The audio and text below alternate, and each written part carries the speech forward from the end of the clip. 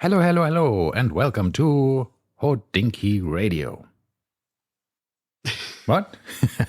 Yes, it is Hodinkee Radio this week because we are talking about Hodinkee, and it's about time that we do an episode on Hodinkee and our thoughts about what is the future of Hodinkee.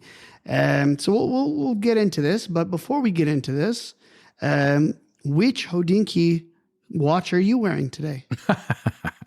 I'm not even, it's strange. I have some Hodinkee straps, but I'm not even wearing a Hodinkee strap. But I'm wearing the Blancpain Demi... For Hodinkee. I forgot what it Villeray. is. Villeray. It's a Villeray, a Demi... what is it? Demi something. Anyhow. Demi glace. It's... you know the sauces they put on the meat? Yeah, I forgot the lovely description of my watch. That's let me get this straight. It's tough, but Jean-Claude Biver kisses you're watching. You don't even know what it is. Yeah, yes. Correct. I forgot the French name for it. I mean that's just so bad. But it's a full calendar. It's a full calendar. It's rose gold. It has a half hunter case back because it only has the hunter case back on the back. So it's officially called a half hunter caseback. So and it's really, really nice. And Jean-Claude Biver kissed it. So and I have this. That's kind of cool. Nice brown strap at the moment. So it is a very nice watch. And what Hodinkee watch are you wearing? I'm wearing my Hodinkee X Rolex Submariner. Is it a Hodinkee strap? The only thing, no, it is a Hodinkee strap. Yeah. But no, technically no. So I'll get into my OCD in a little bit, but this is not. It's a strap sold by Hodinkee, but it was not made for Hodinkee. It was simply the strap code Miltat straps, right? Which you could go and buy on Strapcode. Okay. Or you can buy through a million other places because Strapcode was synonymous with what they call the G10 NATO straps. So this one, which is funny, if you see the color of it now, it is super light gray. Okay. But I happen to have the same strap here in my other pouch. This is the color. If you look at this, the bond stripe, that's the color gray it used to be. And that just shows you the age of this strap. So this strap is older than the watch that it's on. Okay. It has been with me. This particular strap has been with me since my Tag Heuer Aqua Racer. So it has had the Aqua Racer living on it. It has had my first sub, which was the sub date, living on it. It has had my sub no date living on it, and it has had my Speedy living on it. So quite a few watches. Also my Hamilton khaki and God knows what else. This is my favorite NATO strap of all time, and the amount of wear that's on it is showing that. Incredible. Now, so it's kind of affiliated with Hodinkee in that way. But now we're talking about Hodinkee, and essentially, I'm going to preface this with, I do have an OCD, and most of you are going to laugh and say, this is the stupidest thing I've ever heard.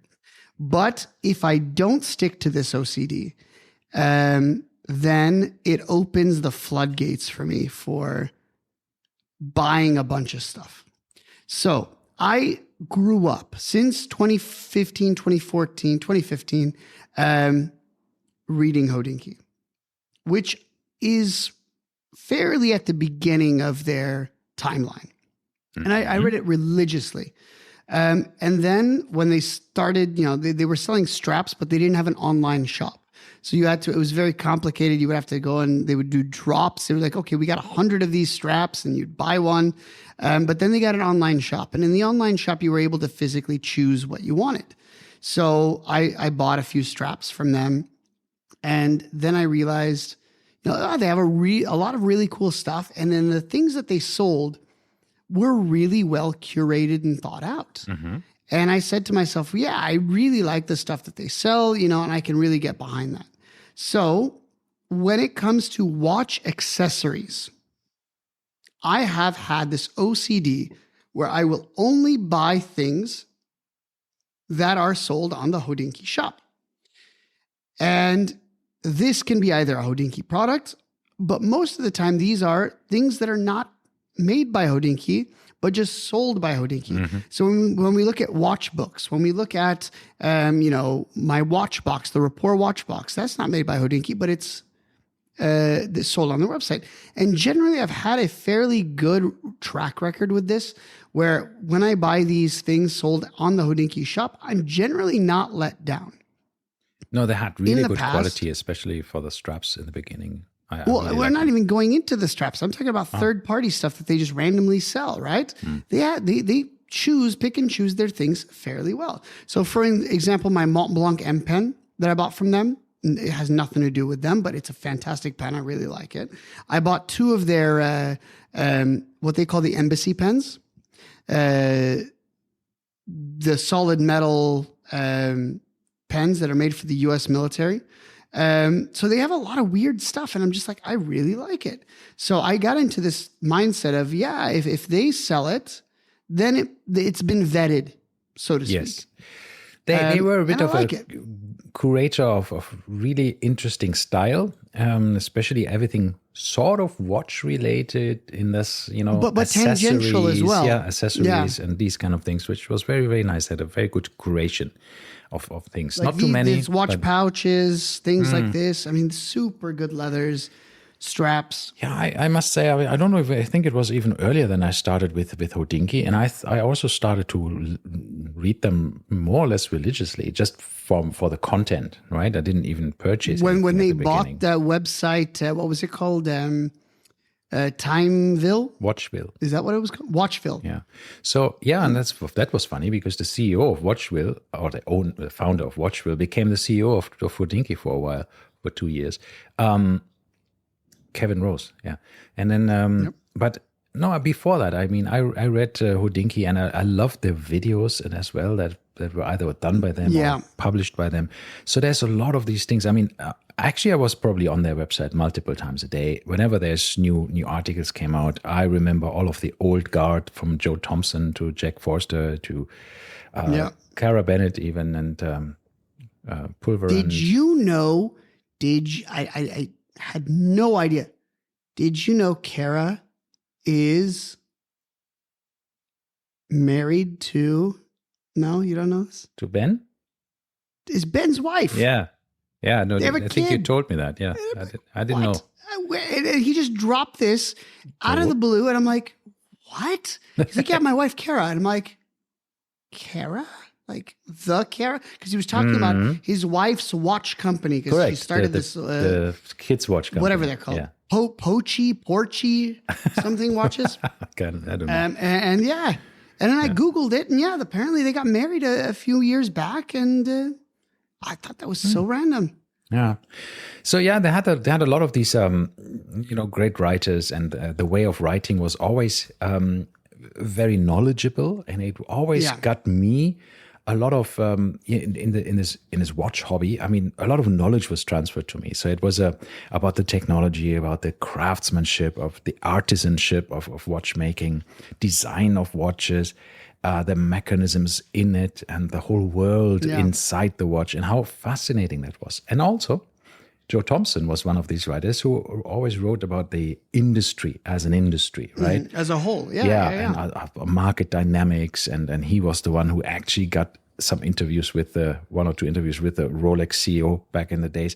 I mean, he started interviewing people in the watch world in 1979.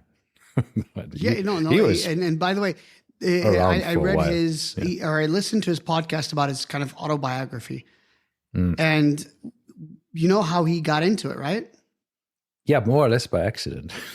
It was fully by accident. He said, I knew nothing about watches, and they sent me to Baselworld. Yeah. And he shows up, and he's like, I don't know what I'm supposed to ask. I don't even like watches. And then apparently started talking to people, and he got into it, which is, I think, super funny how that works out. But all right, let me ask you this question. So what I wanted to say quickly is how did you find Hodinkee first? What was your connection? How did you find them? I don't know. I think Accidentally? probably from some watch forums where people mentioned Hodinkee, but I'm not 100% sure if I was on the watch forums first and then on Hodinkee. But yeah, or maybe it was actually from the videos, because I remember this video Ticking Time. I don't know, with about Philippe Dufour and Vianney Halter. It's a 10-minute video, which I found absolutely fascinating. I've probably watched it 50 times in my life. And it's just so nice to see these two guys talking. They are not interviewed, they're just talking, right? This is like a documentary style. 10, 20, 11 minutes long, but it has this nice pace, and it is so soothing, and you hear them talk about how they actually make their watches, and it's just fascinating. And this brought me into this whole mechanical watch realm, really, as a full-blown hobby eventually. And Hodinkee was a big part of that, because I think they shared this video or hosted it on their website for a while, and it's just brought me to to make it really a hobby of mine, right? Because I saw there's so many people, there's comments on the articles, there was a lot of stuff going on, and as you said, eventually they had a nice shop. Yeah. But before the shop, let's which I think at that time was already a bit questionable, where people said like, "Ooh, now you start selling things." Okay, it's accessories for watches, fine, right? If you sell some straps, okay, not a problem. But once they started selling other things, they became a bit more. We'll get to that. Get to that. Let's stick to the past for a while here. Okay, past. Because so how did you come to it? There's a lot of negativity around Hodinkee right now, so I want to keep it positive for now. You know what Hodinkee stands for? What Hodinkee means? Hodinkee? Yes, I do. And would you like to know how I figured it out? I was walking down the street in the old town in Bratislava. Okay. And I look up, and there's a thing, and it says Hodinkee. And I'm like, what the fuck is this? Why? And Google Translate quickly. Apparently means watch. Correct. In Czech and in Slovakian, I believe. Yes, exactly. So there's a lot of these, what is the etymology that they have? The Slavic languages, they have this Hodinkee as, but it's with a Y. Yes, correct. Right? Hodinky. And Ben Clymer was looking for the most whimsical translation for wristwatch at the time to name his watch blog or so. And then they found Hodinkee. I still think it's a fantastic It's name. A cool name. It's a lovely name. It is. So how did I find them? Yeah. At this point, I was, I would say my main source of information was a blog to watch. Yes, correct. Ariel Adams specifically. At that time, it was still called a blog to read. Remember that? I was already in a blog to watch. No, okay. I don't remember that. I know now that existed, but I was already on the videos. So I was watching him peddle these, like, he would literally review like a very, very awesome watch, and then moments later review something that clearly he was paid to review and that he clearly had to say very nice things about. And he was, it's the greatest mechanical wristwatch ever made. And I'm like, it's a $200 shitter, essentially. So I was already a little bit like scared of the whole watch environment. There's so much to be scared of in terms of the amount of things that are out there. And we didn't, or as a newcomer, you don't know anything. And I needed to, and the first thing I realized is I cannot trust Ariel Adams. That's the first thing I learned. Yeah, because I noticed that he was selling things or peddling things that he was getting paid to peddle. And so it wasn't a reliable, authentic feedback, right? So when you were looking for someone to tell you, where do I start? What do I buy? What brand should I look at? And then somebody comes along and tells you to go look at some, no-name quartz beater or something like this that he says is the greatest watch ever made. You realize, but is it really? And these are the issues that I had with Blog to Watch. And this was specifically with Ariel's videos. Then I I didn't know that people liked watches. I had no idea and that watches were really a thing. I knew I liked watches. It seemed to me like a very eccentric and very odd hobby, kind of like stamp collecting. And then I saw this Talking Watches with John Mayer. And I was like, must be some weird guy named John Mayer, probably no relation to, the John Mayer that we all know. And then I clicked on it and I realized I didn't know who Hodinkee was at the time. I had no idea who Ben Clymer was. I knew who John Mayer was. Mm-hmm. And then I watched John Mayer talk about watches. And that's when I realized maybe I'm not, this was a blinding realization that maybe I'm not crazy. Because I thought all these weird things about watches and I'm like so into it. And to see somebody that you admire from a different world, right? I was a big John Mayer fan back in the day. Back in his what was it? Room for Squares, I think his album was called. Then it was followed up with Heavier Things. And these were my heyday, right? I was a big fan of his. And to hear him talking about watches so passionately and so intelligently made me think, and not just that, I think the big thing was people always thought, oh, you have a Rolex, it's just money down the drain. But the way he talked about the watches as if they were, his children almost, right? Mm-hmm. Saying that all I had with me on tour was this IWC. And, it sat on my nightstand and that's the only thing I bonded with. I was in a new hotel room every single day. And the only stable thing that remained was this one watch. That's the only piece of home I had. And that really got to me that it's okay to have these kind of bonds with these mechanical objects. So that taught me I wasn't crazy. Then I found Ben Clymer and I started reading his stuff. And I realized kind of what I wanted from Ariel Adams and Block to Watch. And I realized, okay, this is a guy who I feel like is honest. He will tell you what he thinks. And he seems to have similar tastes to me.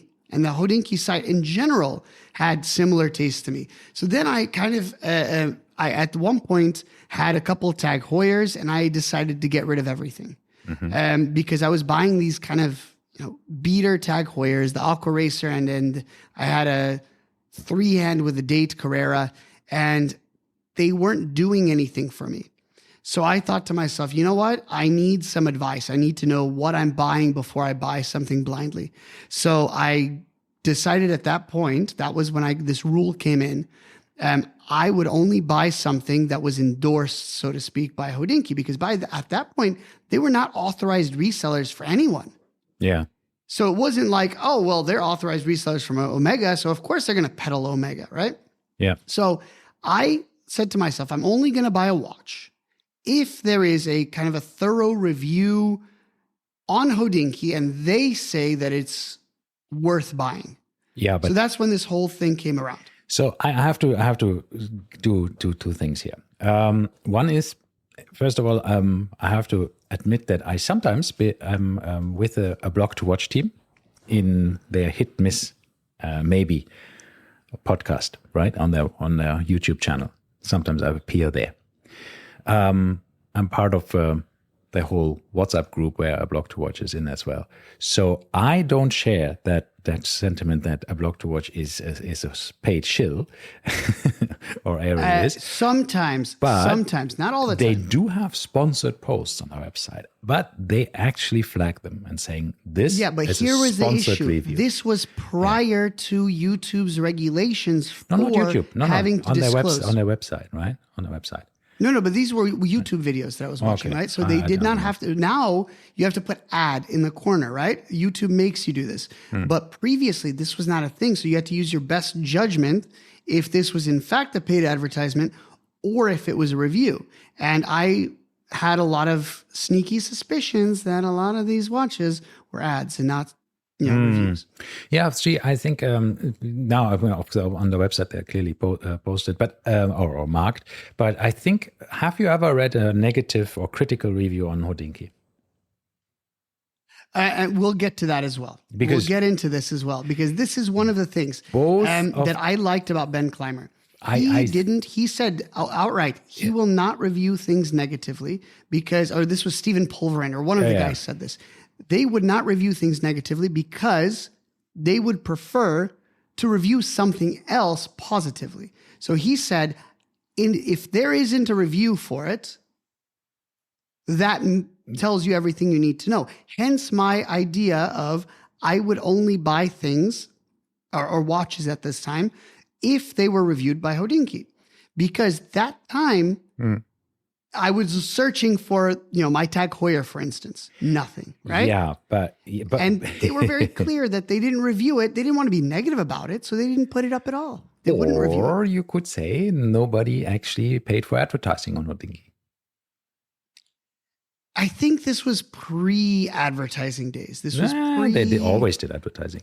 But this was pre-big advertising. But what I'm saying is in this way, I see from the reviews I read, there's more critical thinking on the blog to watch reviews. They have non-sponsored reviews, obviously, where they actually also are a bit more critical. But I think in general, most of the watch blogs, as you said, what was mentioned by Hodinkee as well, is why waste your time on a negative review when you can at the same time talk about something that you actually like?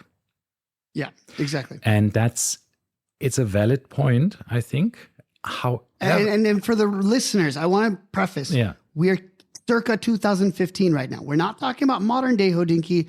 We're not talking about modern day blog to watch. We're sticking to this 10 years ago kind of time point right now, and then we'll move into the modern. So go ahead. Sorry. But I feel sometimes it's, and if you listen to whatever, also the blog to watch and Superlative Time and so on, podcast from them, there is a lot of criticism. There's a lot of areas where there's especially Ariel and David when they go on and Ripley and others and tear apart some of the watches. It's tough. Right. So they are not necessarily the nice weather people who only talk about nice things. But I do feel sometimes when it's published and when you are a website that needs to live from advertising, you can't tear apart certain watches. Probably. It's unfortunately a fact of life. Right. And even though I think even if you report negatively about something, it doesn't really matter that much.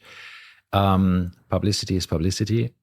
There is an article about it. It's not the normal person who buys a watch who actually reads reviews on a watch. It's watch nerds, watch enthusiasts who do that, right? And we are traditionally a relatively small market for the entire watch industry. I think for every one enthusiast who buys a watch, there's probably 10 or 20 other people who are not enthusiasts, who have no idea about a review, that even watches are even reviewed, right? They probably think like, what? There is something like that? Watch reviews? You know, what would you want to review on a watch? Like, it tells the time. Great. Thank you. It looks good, right? This is the same idea that... I don't know if you watched Sylvester Stallone's video that he posted with Sotheby's or whoever it was that are selling his collection. Why he's selling his watch? Why he's selling? We don't know why. We don't know why. He didn't mention why.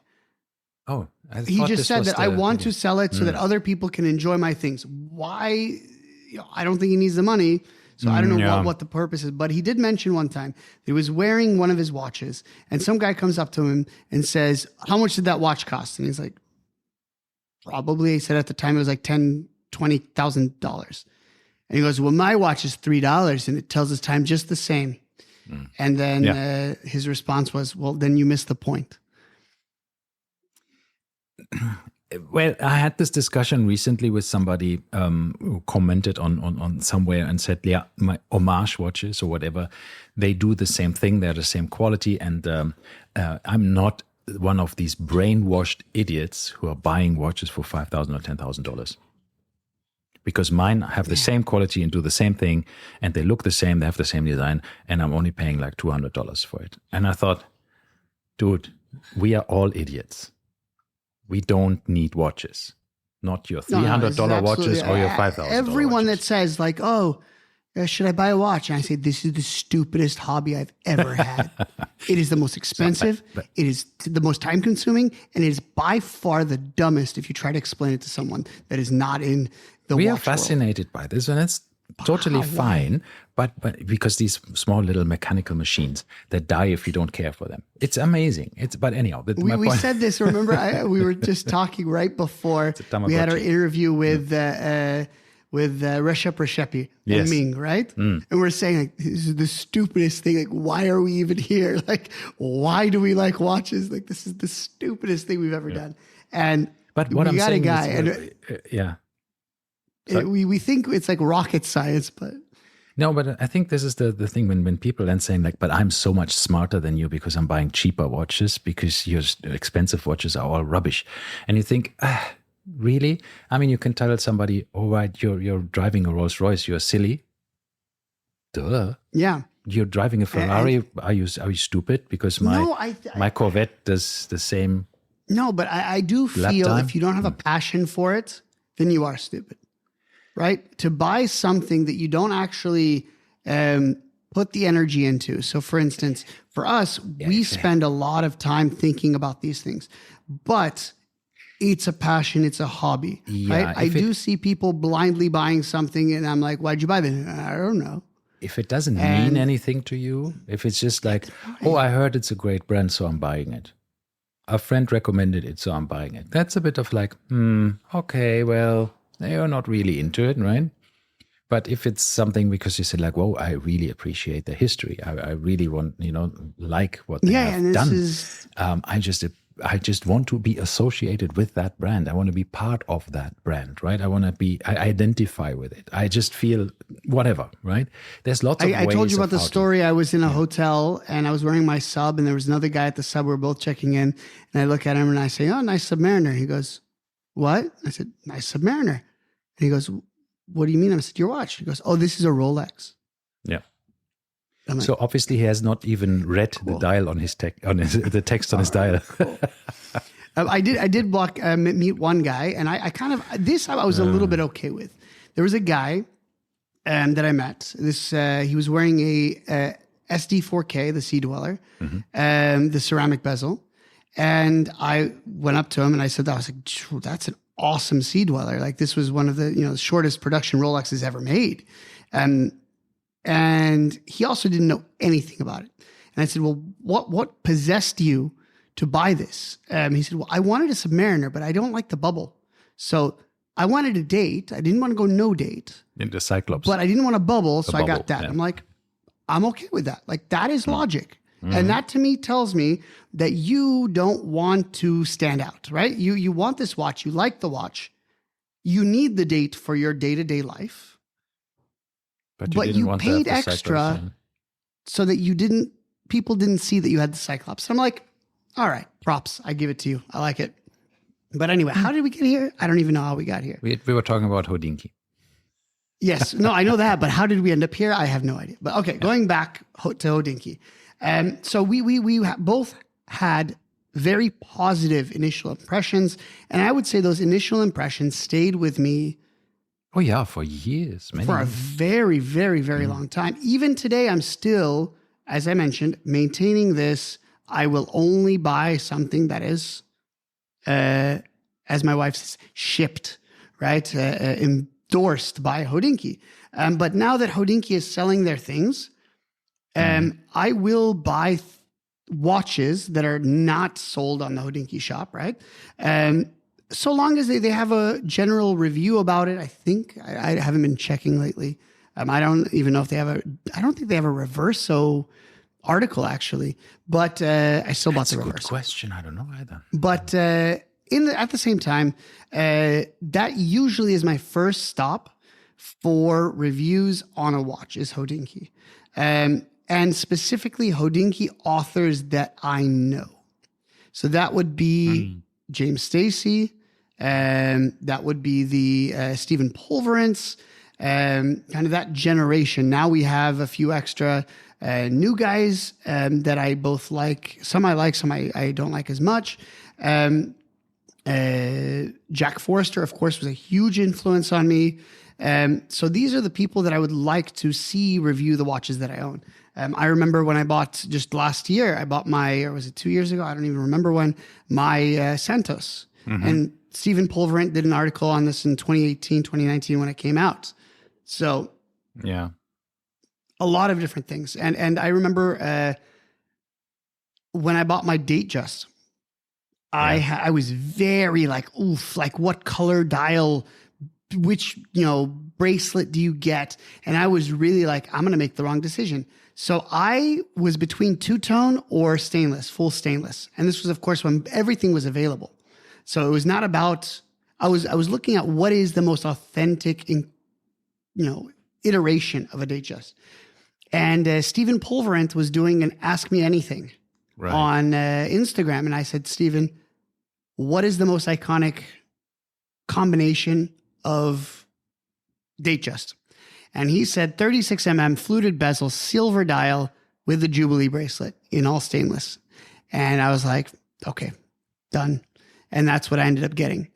But he is such a, and this is why I like him. A lot of these original Hodinkee guys, if you look at my watch collection, there's nothing crazy in it, right? So there's nothing that stands out. And a lot of these guys had the same mentality as me. They wanted to kind of honor what this watch was historically, right? Something that epitomizes this brand or this watch or this model. And that's why I really had an affinity towards them. This is, of course, changed now. They've had a lot of layoffs. A lot of people have left Hodinkee. And this has kind of started this new trend into Hodinkee going into the, more of a urban streetwear style. Yeah, but I think it's happened over time. I mean, they had lots of investments, you have to say, right? So at some stage. And that's the first thing that I saw. The first round of investments, if I'm not mistaken, was that American football guy. What's his name? Tom Brady. Tom Brady and John Mayer. Yes. Those were the first two.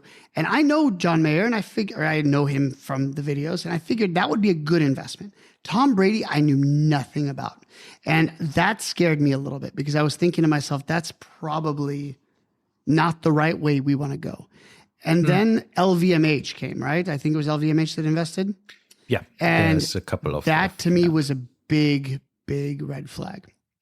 Because then I thought, now we're going to start pushing LVMH products and LVMH for sure. style. And sure enough, immediately afterwards, by the way, they did a review on the green Tag Heuer Aqua Racer. It was a week on the wrist. And their conclusion was it was the best dive watch in the world. Okay, that's a bit much. And I was like, are you freaking kidding me right now? I'm like, does anybody know that, and I mentioned this. This was very early LVMH days. And I mentioned this. I commented on the YouTube video and said, like, is there any bit of, bias in here because you happen to be owned by the same parent company that owns Tag Heuer? It to me seems like a massive coincidence. It was a very big coincidence. I think, naturally, nobody responded. I think it's it started slowly. I think with Hodinkee when we're going over time. So they started to collaborate with Ox and Junior first, right? And in 2013, Who? Ox and Junior. It's a watch brand where they took two Moonface watches, and they celebrated the 5th anniversary of Hodinkee with that special collaboration piece. Okay. And then in 2015, they had a collaboration with MB&F, right, for the Legacy Machine 101, then with Hermes with the H08. And that is a big company to make a collaboration with, right? That was surprisingly big. And that is Hermes, and the H08 is a brilliant watch that I still want to have one day. And this Hodinkee version in blue is the only one, I think, in dark blue that they made ever. And then there has this Hodinkee, and the H, the Hermes H and the Hodinkee. It's very similar there. And it's really nice. And then they had with Omega, they had a Speedmaster collaboration, right? That was the 10 year. Yeah. And then by the way, out of those right now, I was just on eBay. There's 2 of those for sale right now. and they're fairly reasonable price. Which they're ones? about the same price. The Speedmasters, Right. The Hodinkee Speedmasters, and they're the same price as if you were to go to the boutique and buy a regular Speedmaster. Yeah. And I think for that price, I would go for the Hodinkee one. Why not? And they have little too they had blue. collaborations with IWC, with Leica, obviously, right? I shoot Leica, and then every picture that was taken was not taken with a Leica. But yes. So somebody made a video about this, by the way. It was Scottish James watches- Stacey. Scottish and watches James did that. Stacey's. Yeah. It was them that you sent me Scottish this video, watches, right? yes, exactly.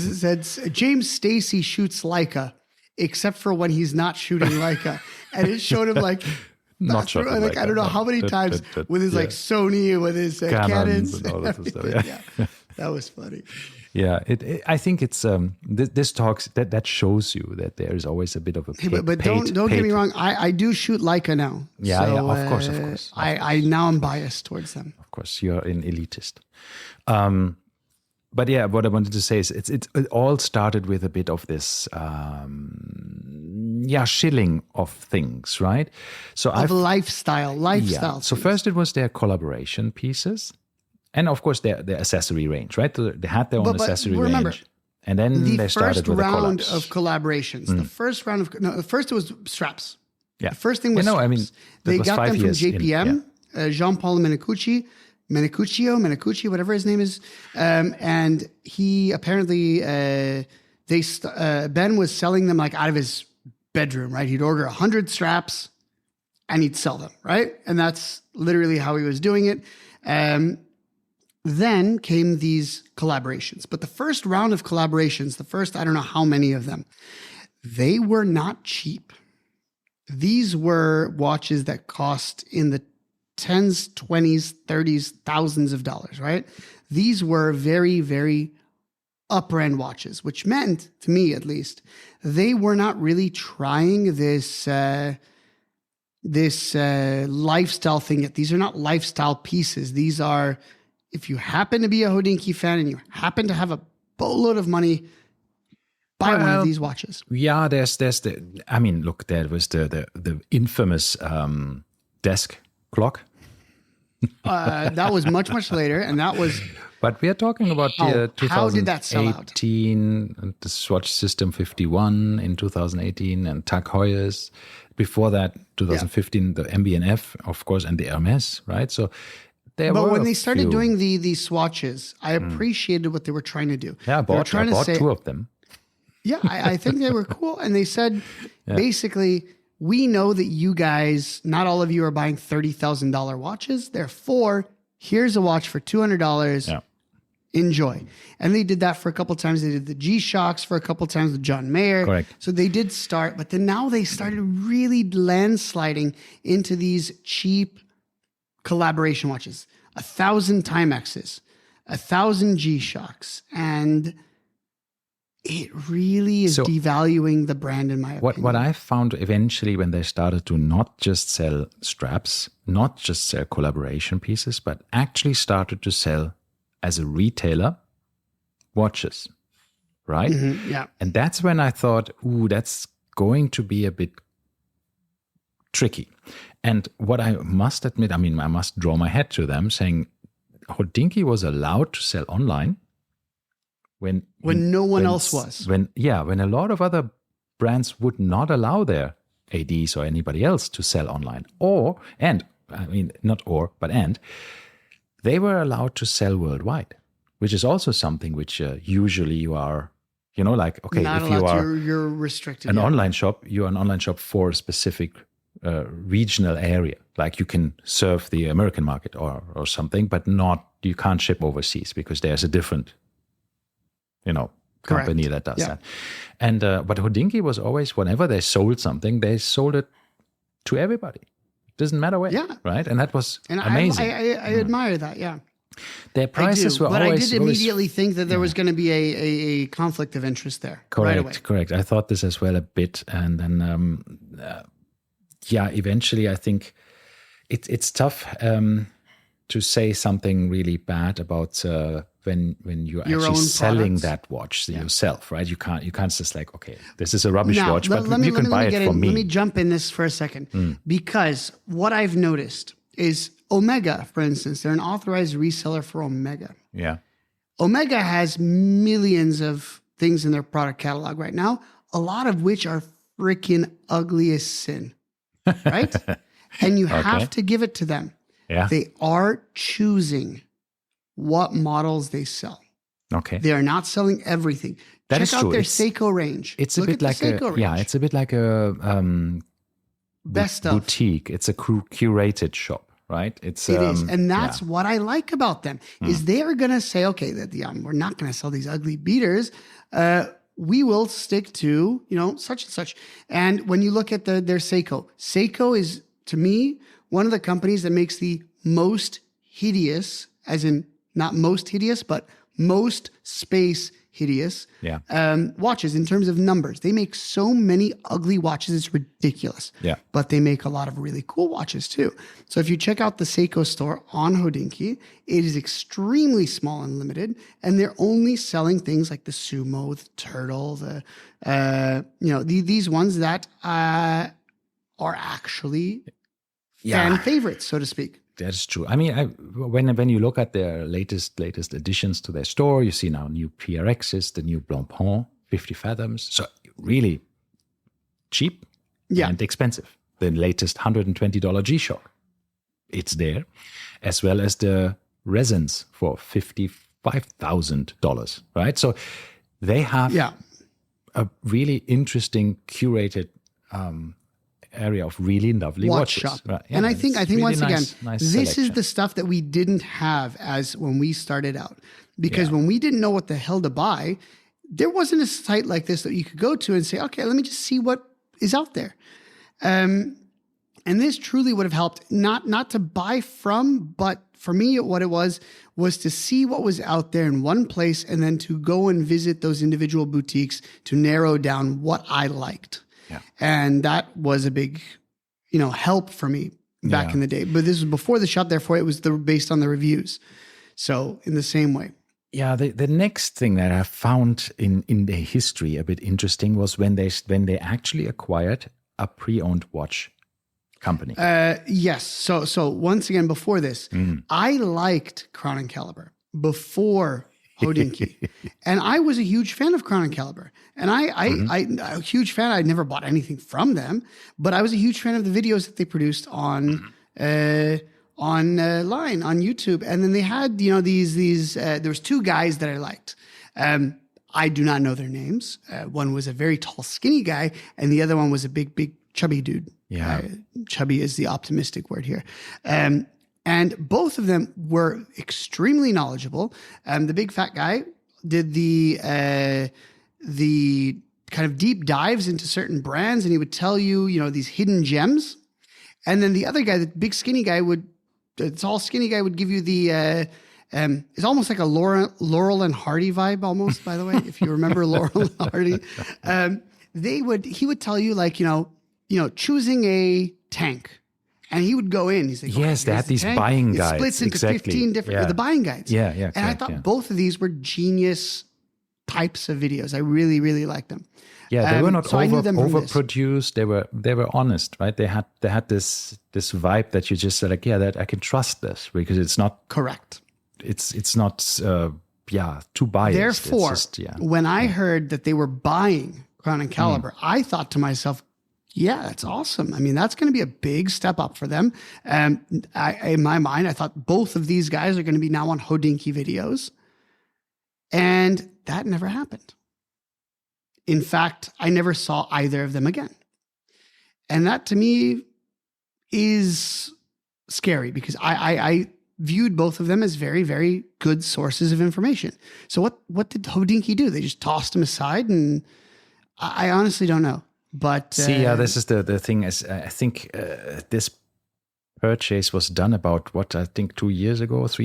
I don't even know when they actually bought Crown and Caliber. I have to look this up. I would say 2020, 2021, something like this. 2020, I would say. It must have been right around COVID times. I think so. So I mean, it made at that time I thought, but at that time, they are now going into not just the the new watches, but they're actually trying to also buy them back and resell them again, which actually But they makes a lot already of had sense. this. They were already buying and selling used watches, just not in the quantities that they wanted to, right? So because they always had a used watch store, they would always buy watches. And But essentially, Hodinkee, yes. Before this, they already had used watches on their website they would buy. And this is the issue. I was on Reddit, where I spend most of my days. And there are stories of someone sending a watch into Hodinkee pre-acquisition and getting a price. And then the acquisition happened. And then they essentially got a message back saying, sorry, we have a different team now buying watches, and your new price is essentially half of what, or whatever, it was a significantly lower amount than it was before. So apparently during the takeover, there was pre and post Crown & Caliber buying. The prices and everything that they did were different. And I think, of course, they were trying to buy much cheaper because they had just invested heavily in Crown & Caliber. But yes, they were already selling watches, used watches, just less of them. Okay. So in February 2021, it was in the news that I actually acquired it. And remember, this is peak used watch prices. Yeah, everything was going up. I think it was a bit of FOMO probably with Hodinkee to think like, oh no, now we need to be in that business because everything is just going up like crazy. Well, it was the same Richemont. No, I think this could have been a push from the parent company, LVMH, because at the same time, Richemont put in a big stake into Watchbox, right? Yeah. And I would say Richemont and LVMH are there. They know each other very well. And now if Richemont has a used watch seller, I think LVMH was saying, should we need one of those too? And then they said, well, how can we do this? Well, let's go through Hodinkee. They're trusted. And then that's how, because it's essentially, that's what Richemont did. They bought a respected used watch dealer, right? So how else could they do this? It was very soon after. I mean, they got the investment from Richemont, and in December, December 2020, and then in February 2021, they bought Crown & Caliber. So actually, it was just the financing it to a certain extent, the expansion or whatever they wanted to achieve with that. Yeah. So at some stage, Hodinkee has mushroomed into a company with more than 150 employees. Which is not sustainable for that size of a company. Well, 75 of them were actually with Crown & Caliber, I think, at the time. So in their heydays, they had, 10, 20 watchmakers working for Crown & Caliber. But then, by the way, we have to remember, Hodinkee started with like 2 people. 1 person, and then 2, and then 3, and so forth. And then... I believe at their how do I say it? At their peak, they were, I want to say around 50 people, just Hodinkee. Crown & Caliber was another 75. I think there were a bit more. Then they merged. Maybe it was more. But yeah, their peak numbers were 150, and then they realized it was too much. Used watch prices started to drop. Hodinkee basically started to shit their pants, for the lack of a better word. I think they sat on an incredible big inventory with Crown & Caliber that actually lost value. So I mean, they were losing every day that passed. They were losing money. I mean, once again, you imagine you're buying a Batman for 50K dirhams. And you're thinking to yourself, yeah, I could sell this for 75. I mean, at the peak, the Batman was 100K used. And you'd say, oh, yeah, buy for 50, sell it for 75. Well, now they're selling for 50. You bought it for 50. You've lost, essentially, right? You're not going to make any money. Everything else, your servicing costs, your shipping costs, everything, you're losing money. And that's assuming you bought it for 50. Imagine if you bought it for 60. Now it's minus 10K. So, and then you don't have one of these, you have 100. There's nothing else you could do. So that, of course, became a big issue. So then they had to start letting people go. And naturally, the first place they started letting people go was Chrono Caliber. I believe the first round of firings were 20% of the workforce? I don't know, but there were a few. Roughly a quarter? These rounds, yeah. And then they did a second round. And if I'm not mistaken, they did a third round. And now they're back down to, I think, 50 people. Yeah, I think Chrono Caliber is back to. I mean, this is we don't know because it's all. Chrono Caliber is a skeleton public. crew. It's 20 they have people zero now. watchmaker. Zero watchmakers. Yeah, they have no more technicians or watchmakers looking after that. So basically, they're not doing any servicing or maybe authenticity. I don't know what they're doing, or I really have no idea. And this is when you hear on the Hodinkee website, they're saying, hey, I saw that Crown and Caliber has been acquired by Hodinkee. What does it mean for Crown and Caliber in the FAQs? And it says, Hodinkee and Crown and Caliber will be further integrated to create the watch industry's leading content and commerce platform. We will still provide the excellent customer service and watch variety you can expect from Crown and Caliber. However, we are working on exciting programs such as receiving Hodinkee shop credit when you sell your watch with us. And over time, Hodinkee and Crown Caliber will be further integrated to create the watch industry's leading content and commerce platform. Blah, blah, blah. Anyhow, so that obviously didn't age so well, right? Well, they're still selling new watches. But to be honest, this is relatively easy. I think there's kind of drop shipping to a certain extent, right? I don't think they do, but that's what you could do, right? Yeah. With Crown and Caliber, this is a bit very, very different because you don't have a sold order when you buy stuff. You have to have an inventory of things to sell. Mm-hmm. And you have to have pictures because this is one of my issues with Watchbox, right? Watchbox will post generic stock photos of watches, used watches, and you cannot do that. You need to see the watch that you're buying, and that becomes an issue often. Is in Watchbox's defense, you can go into any Watchbox and you could say to them, I want this watch and I want to see it. Mm-hmm. And they will ship it anywhere in the world. They will bring it to you for free and you will get to look at it. Yeah. I had a friend wanted to buy a vintage sub. Mm-hmm. He contacted them and he said, okay, can I see this one? He said, sure, it's in Singapore. We'll have it here next week. And lo and behold, it was there next week. And they looked at it. Yeah. He looked at it. He bought it, right? But there was no pressure to buy it either. So he could have just said, okay, I don't like it, and then walked away. Absolutely, because they understand that watches, you have to put them on the wrist. You have to see them. You have to understand, if you really and that like they're them. good at that, for sure. This is one of the downsides for the Hodinkee platform is you do not get to do this. No, it's all online. And one of the issues is, when they say box and papers, they don't take pictures of the box, Hodinkee generally. They only take pictures of the watch. So when they say box and papers, you're like, well, okay, well, the hang tags there? Is every single thing there with it? Who knows? So this is always a big issue for me. But I must admit, the Watchbox usually does do pictures of the real watch. They sometimes saying when it's incoming, they're saying, okay, this is a placeholder. This is not the real watch. Yes. But they mention this, right? They're saying that. But they let you buy it with the stock photo. Yes. And that to me is sometimes a little bit sketch.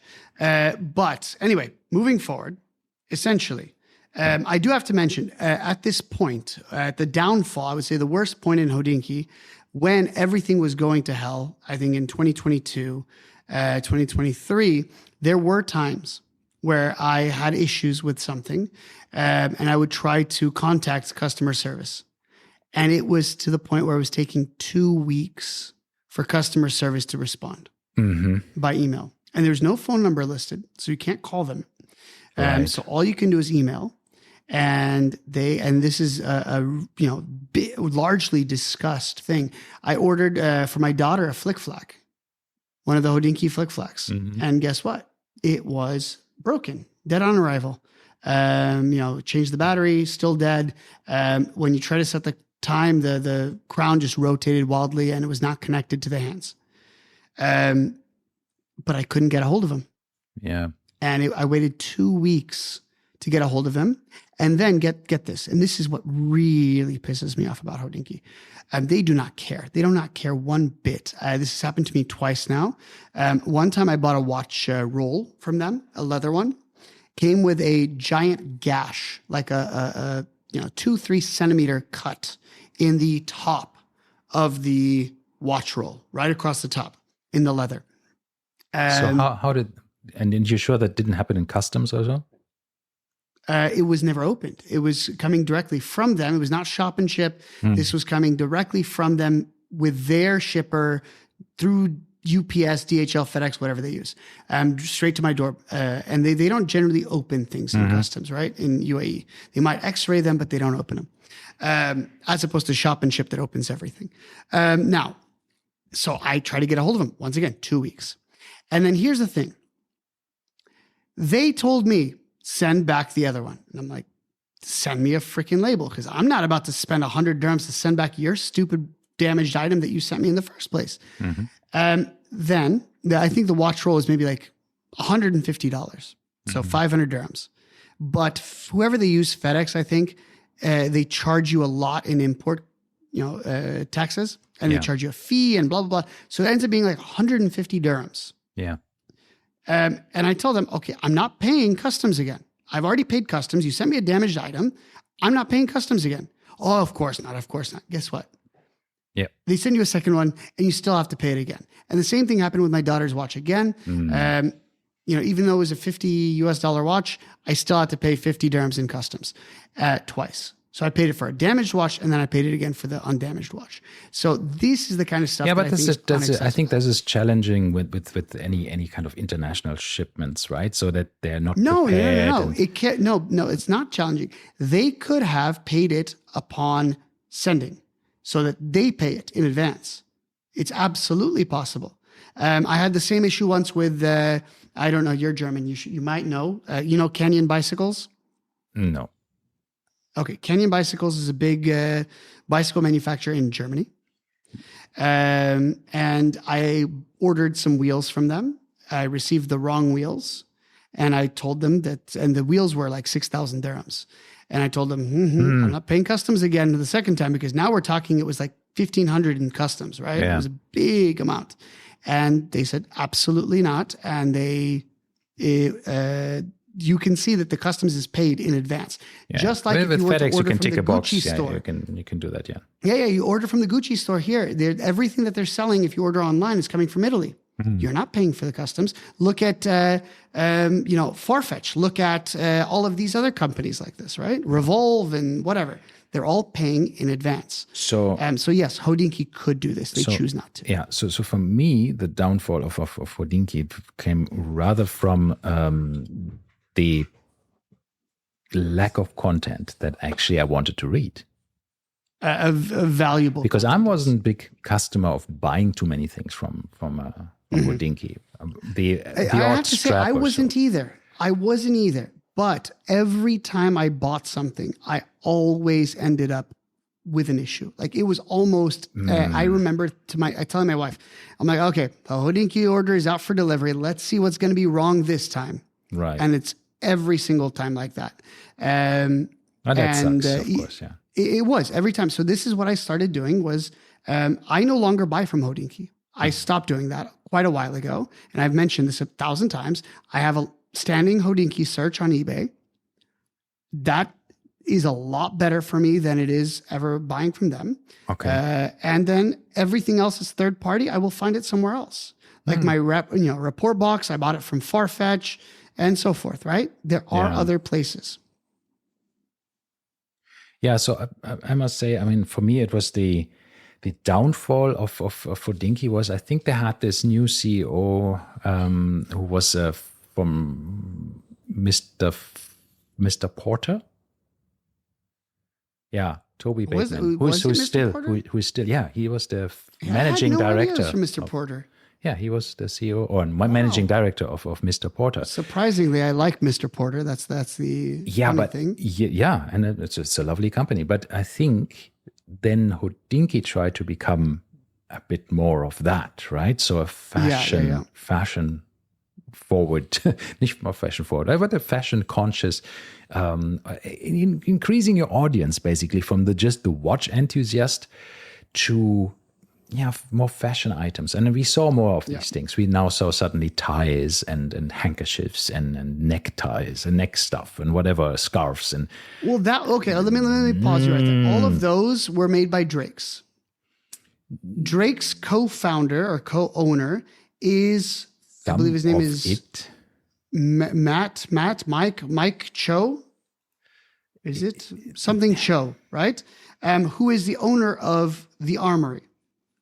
And the Armory is, what is his name? Something Cho, Michael Cho? But you also have a Hodinkee hat for $80 or a tote bag and all of these things. I own the Hodinkee hat for $80. But I got it on you're eBay one of for these less. Suckers. Yeah. No, I bought it on eBay for less. No, what I'm saying is there is a lot of these things that are being sold, and that's okay. I think it's still accessories, but at some stage I just felt with the articles they wrote when how to wear it. Let's say like Malaleka Crawford, for example. There was a couple of articles where the world was completely divided. There was lots of comments who said, great, that's fantastic content, more of it, right? Yeah. And there was an equally extremely negative side, like, what a pile of rubbish. What are you talking about, right? I mean, look at these people wearing a Cartier, and they all looked like androgynous models. Let me just say this. They looked like something you would see in like a modern day fashion show, right? Yeah. Like we're not going back to vintage traditional style and fashion. We're talking about like these. And obviously, and I have to say this for us. I mean, the most watch enthusiasts are not fashion or style icons. Yeah, some of them are. They're very fashion conscious. I would say the most stylish watch guy is probably Tim Masso. Very stylish guy. He has nice batik shirts. Yeah. He has a Lume Plotters shirt. Yes, that's from my blog to watch, by the way. Yeah. Yeah, I know. So, but the things, so the fashion conscious people in the watch industry or watch enthusiast realm is small. There's not necessarily everybody is a very fashion forward person. There's a lot of people in the watch that are watch collectors that are completely not in that realm, right? They don't care for any kind of high fashion or haute couture or any of that. Yeah. So the overlap between the traditional Hodinkee readership, which is watch enthusiasts, and maybe that new audience that they wanted to attract, was a stretch for the old people. And I don't think the new people wanted to go to a watch website or a watch shop that also is a watch content provider to get fashion advice either. Yeah, so it's, exactly. I think, if I read Vanity Fair and Vogue and whatever and other fashion magazines, I'm not necessarily the person who goes to Hodinkee for fashion advice. No, I wouldn't. In fact, so it was a bit weird. Yeah. If you do want fashion advice, traditional men's fashion advice, like the ones stuff that I like, the guy who did help found Drake's or co-owner of Drake's or whatever it is, Mark Cho. It was Mark, by the way, Mark Cho. He has a YouTube channel and he does a lot of very, very good stuff. And that's where I would go to look at, men's fashion. And the funny thing is, by the way, so the reason I was saying this is not that far out of the realm of possibility is because Mark Cho is a retailer for Grand Seiko. He's an absolutely massive Grand Seiko collector. And then he's also an FP Journe collector. Mm-hmm. And he has, FP Journe Armory limited edition collaborations and all kinds of weird stuff. So for that point, it wasn't out of the realm that the Drake's and Hodinkee would come together. But when you put in Malaleka Crawford, when you put up this, what is her name, Nora Taylor or whatever, these two people both came from fashion backgrounds and knew nothing about watches, and you threw them in here. And now I'm listening. I don't consider myself a watch expert. But, Nico Leonard, who calls himself a watch expert in every single video, that just bugs me like No one's an expert in anything. Just leave it be.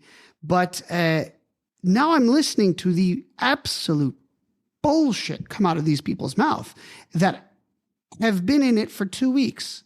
And it just saddens me to my core because, I used to listen to them. I used to revere them. I used to watch them. And I thought to myself, wow, there's like such intelligence going on. And for those of you that haven't watched it, just check out the recent couple episodes of Hodinkee podcast.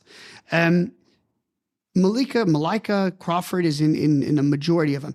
And it's gotten to the point where I can hear and see, because they do the YouTube videos, I see the tension between Malika and the new guy who's running it. I believe his name is, what's his name? Nick? No, I don't know what it is.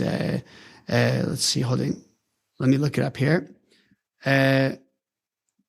Anyway, whoever is doing it, I'll look up the name while I'm talking here. But there were some questions posed by Malika. And she basically said, I don't understand why people want green and blue watches.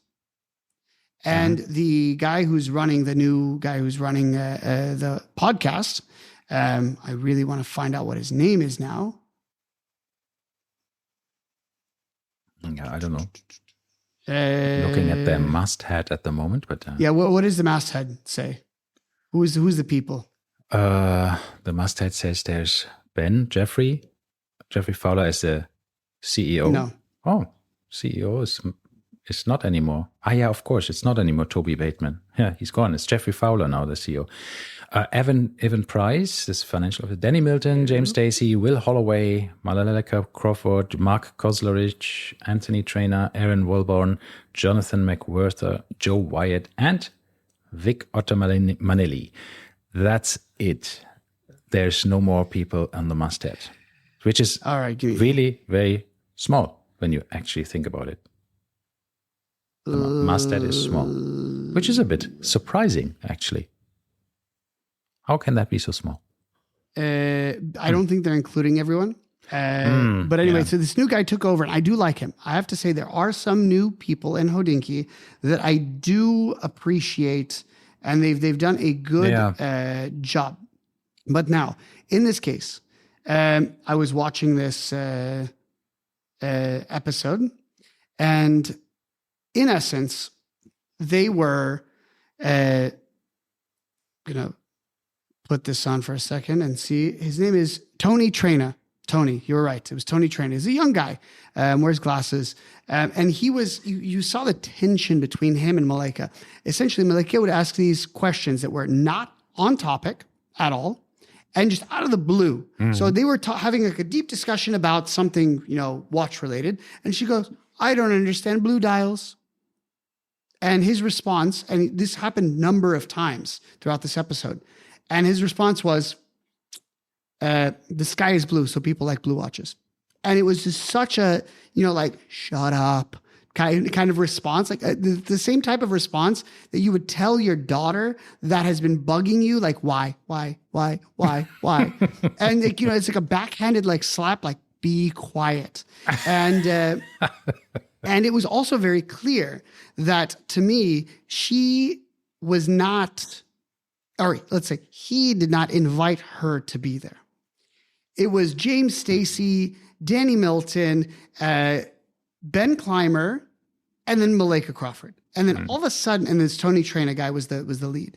And it just stood out. She stood out like a sore thumb or whatever. I stood out like a rotten apple. Whatever stands out. And the issue was, every time she spoke, there was zero added value. It was always a distraction. It was always something that I just, I was nails on a chalkboard style for me. Yeah, but I think this is something where we have to say, generally, I would appreciate not only a female voice. Remember, I sent you an episode and I said, listen to it. Yeah. And you said it's unlistenable. Yes, it was, because it was really weird. But I, as I said, in general, I would like to have that perspective in it, and I think there's a way of bringing somebody If with a they fashion mesh. background. Yes, exactly. It has. Let's make this illusion. Do you remember when Top Gear essentially was shut down? Yes. And they tried 3-4 times to bring it back, right? BBC. Well, it's still with there. different people. No, not now. They finally said we're done with it. Yeah. Okay. It's gone. They've officially shut it down as of a couple months ago. Anyway, they tried with a lot of famous people. They had last time. If you remember, they had what's his Joey from Friends. What's his name? Yes. Yes. So they had a bunch of people, and the thing is, they never Matt meshed. LeBlanc. Matt LeBlanc. They never meshed, and that was the issue. And the same way she stands out. Do I? And I think, by the way, this is why I liked Cara Bennett so much. Cara had the whole idea, the fashion side of things, but she was able to relate this into watches. And it was evident that she was a watch enthusiast as well. And I respected her opinion for this. There are a lot of women, I should say there aren't a lot of, I don't know. There aren't a lot of women in general within the watch publicity, not publicity, but, the watch, what do we call this? Sphere, just, yeah. No, because there's a lot of women in the actual brand side, but not in the coverage side. There is the very nice lady from Revolution, whose name L something or another, right? Yeah. I could tell lovely. that she's really passionate and into watches as well. Yeah, she's great. Yeah, absolutely. And I will happily listen to her. But when these two, this Nora and this Malaika talk, I want to rip my ears off. And it was very clear. This happened like 4 or 5 times over the course of this episode where they would, and you just watch Tony's face when Malaika talks. He will roll his eyes. He will look away. He will just be like, you could see he's trying with every fiber of his being to restrain himself.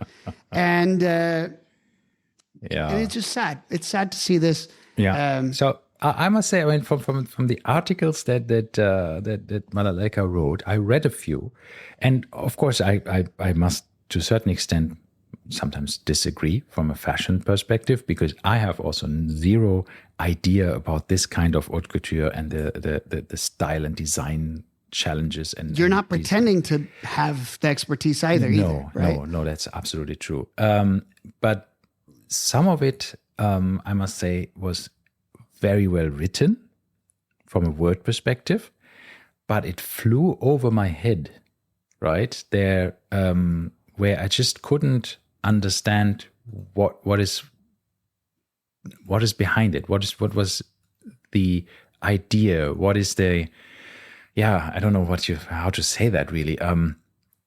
What is the point? Yeah, what is the point? I mean, there's statements that showed that she knows a lot about fashion, but it just felt to me a bit too contrived. I don't know, right? It just felt like I don't know. It's just there's some words that have just I couldn't understand why she uses the Shift Command F7 quite a bit. I think. What does that mean? Which for those, the thesaurus, the Microsoft word thesaurus. No, I think she lives in this fashion environment. So for her, all of these I believe she does. And natural, honestly, would I hate her as much? And I'm going to use the word hate. Would I hate her as much if she wasn't in Hodinkee? Probably not. And I think it's like you see this a lot with companies, right? You go and hire a new CEO. And the CEO comes from another background. So for instance, let's say we are BMW and we're going to go hire a CEO from, I don't know, Walmart. And that guy is going to come from Walmart with his, American attitude and his, American sense, and go into BMW and say, this is how we're doing things now. And the Germans don't do things the same way as the Americans. And neither are right and neither are wrong, but we can agree they're not the same. And this is what I feel is happening here. You brought someone in that has a totally different world. But the problem is she now believes that her way is the right way. And she's forcing her opinions, forcing herself upon everything that Hodinkee does. And she's not becoming accustomed to it, right? So let me give another analogy for this. We see this all the time in UAE. People come from UAE, a lot of British expats. I've seen this a million times in Elaine, where British expats will move here and they will start complaining. And they'll say, oh, well, in the UK, this is how we used to do things. And in London, this is how things happen. But that is universal. I mean, this is, you see this a lot. It is. And this is what I'm trying to say is she comes Germans in as well, and other with things. These, with this mentality that her way is the right way. And no, you need to open your eyes and acclimatize to where you are. And she has not done this, nor has she shown any sense of wanting to do this. I do feel it's gotten so much better nowadays. I think she maybe she was just how do you say that? Getting her sea legs. Yeah, just rubbing, grinding your teeth a bit, whatever. So I can hope. I saw, for example, the last article that I read from her was the hands-on with the Chanel J12 X-ray in pink sapphire and why it's not a Barbie watch. And that article is from beginning to the end fantastic, right? Okay. It's full of good understanding of the brand, of Chanel itself, not only from the watchmaking perspective, but also from a technicality perspective about the watch, about the movement, about how they use this watch. She has to learn, right? And it's fantastic. It's a really, really good article. And I think this is where they might have understood at Hodinkee on a high level that we have to be a watch. Yeah. And this is exactly where I'm getting to this first. And then I haven't read this article from Malaika, so I don't know what she's writing, but she has to be open to learning about watches, right? She cannot continue the way that she's continuing. Now, ignoring Malaika and ignoring all this fashion things and trying to ignore the hype and all of this stuff. If you would have asked me 6 months ago, is Hodinkee bound to fail? I would have said yes, undeniably. It's gone. At that point, they had quit doing Hodinkee Radio. They had quit doing a bunch of their, very successful IPs for some reason. And that was it. They were kind of done with it. And now all of a sudden I am seeing glimmers of hope, a rebirth, so to speak. Yeah. And I think they shrank themselves back into, so they shrank themselves to a point where it's manageable now.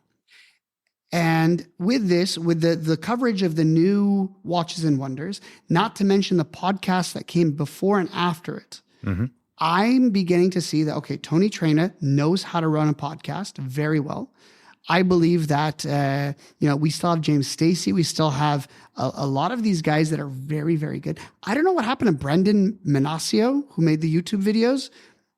He was fantastic. I don't know if he's still with them or not, but that was recent, and he made some very good YouTube videos for Hodinkee. But in the grand scheme of things, as you said, I do think somebody woke up and said, well, that didn't work. Yeah.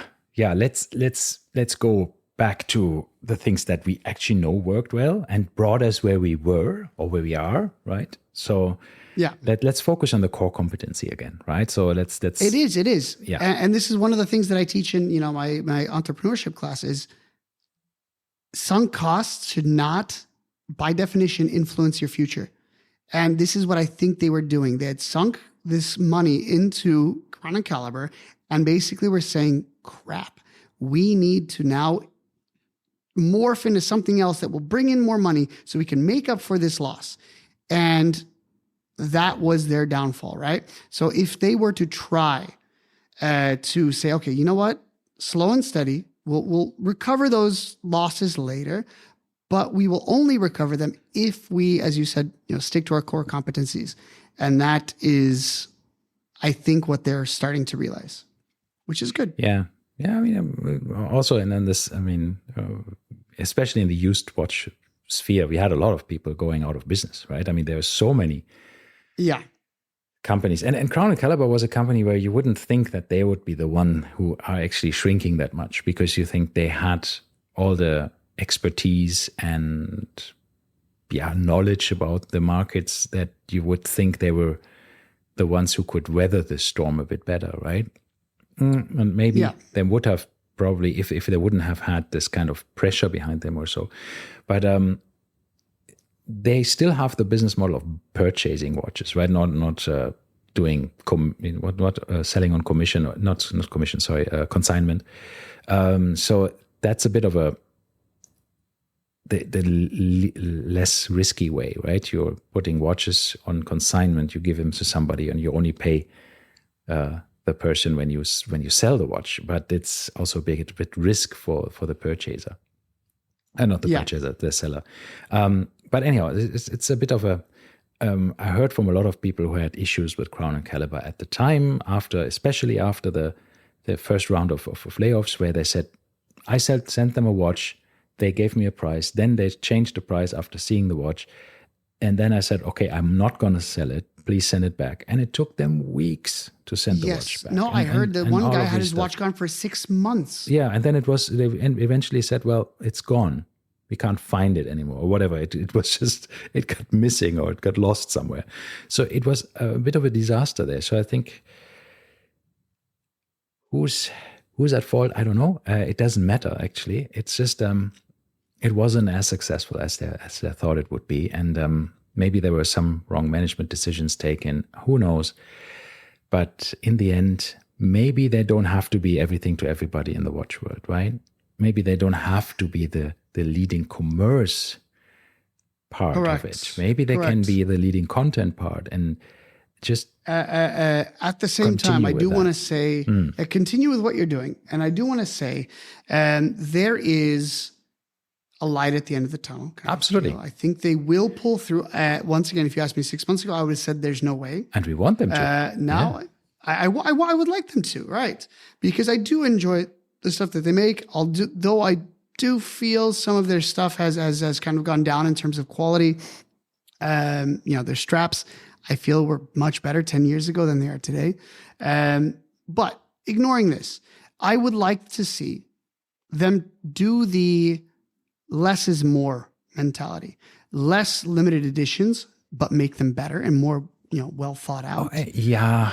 But nowadays, this is the thing. I think you have to be more exclusive, right?